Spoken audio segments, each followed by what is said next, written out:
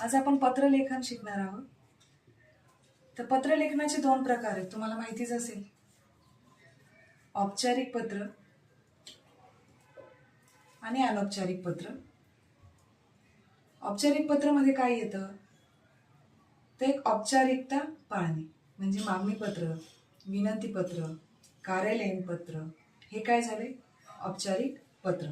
तर औपचारिक पत्र लिहिण्याचा आपण फॉर्मॅट पाहणार आहोत, त्याप्रमाणेच हे पत्र आलं पाहिजे।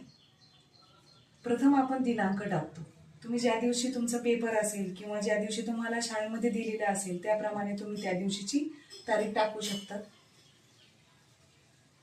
आता ज्याला पत्र पाठवायचे, आपल्याला कोणाला पत्र पाठवायचे, ज्या व्यक्तीला पत्र पाठवायचे, प्रथम त्या पत्र पाठवणाऱ्या ज्याला पाठवायचे त्याचे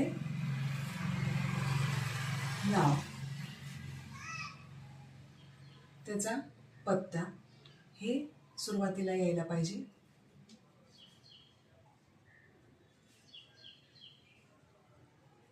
प्रति इथे त्या व्यक्तीचे नाव, विषय। आता विषयामध्ये काय येतं की तुम्हाला एखाद्या मागणी पत्र असेल, विनंती पत्र किंवा कार्यालयीन पत्र, त्याबाबत असं विषयामध्ये टाकायचं। त्यानंतर खाली लिहायचं माननीय महोदय, किंवा तुम्ही डॉट करून महोदय असं देखील लिहू शकता। स्वल्पविराम आवश्यक आहे। त्यानंतर स न बी बी म्हणजे काय, सप्रेम नमस्कार विनंती विशेष। याच्या खाली तुम्हाला सुरुवात करायची, मुद्देसूद शब्दामध्ये मांडणी यायला पाहिजे। जास्तीत जास्त 2 परिच्छेद म्हणजे 2 पॅराग्राफ तुम्ही लिहावेत। त्याच्या खाली शेवटी अधिकाऱ्याबद्दल विश्वास व्यक्त करायचे। जो अधिकारीला तुम्ही पत्र लिहिणार आहे त्याच्याबद्दल तुम्हाला विश्वास व्यक्त करायचा आहे।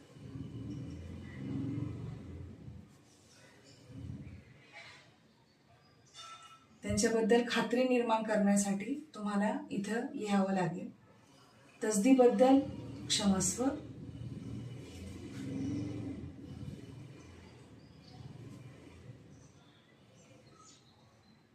आपला विश्वास।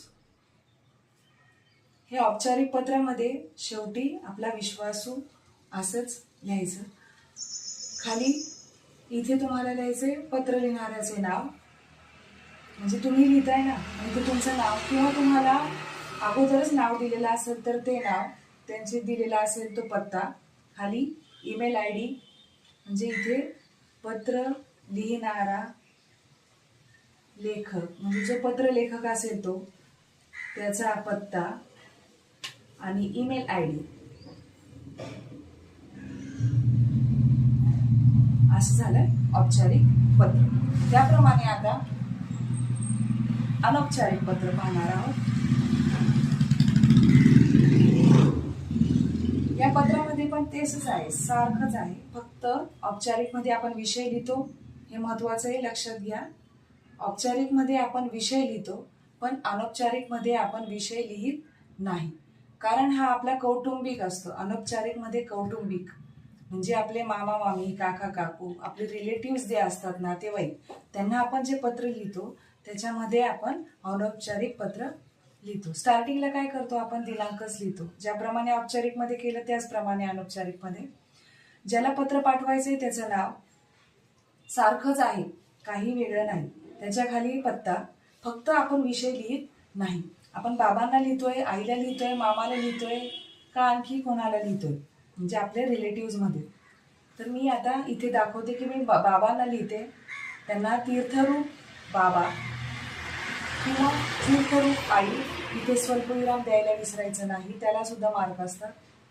त्याच्यानंतर पुढे लिहिणार साष्टांग नमस्कार, साष्टांग नमस्कार विनंती विशेष, असं शॉर्टकट मध्येच लिहायचं, पूर्ण लिहायचं नाही, नाहीतर पूर्ण लाईन फुल भरेल।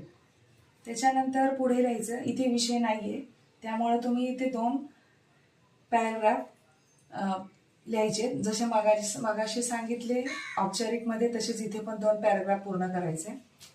खाली शेवटी घरातील जे लहान मोठी लोक आहेत त्यांच्यासाठी लिहायचे.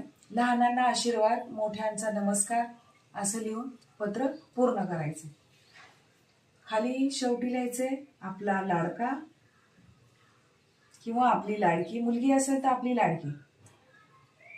जे नाव दिलं असेल प्रश्नामध्ये ते लिहा. नाही दिलं तर तुम्ही तुमच्या मित्राची नावं किंवा स्वतःचं नाव टाकून लिहिलं तरी चालेल. त्यानंतर पत्र पाठवणाऱ्याचं, म्हणजे तुम्ही जे पत्र लिहिताय म्हणजे तुमचं ज्याचं नाव, तुमचा पत्ता, मगाशी सांगितल्याप्रमाणे ईमेल ID,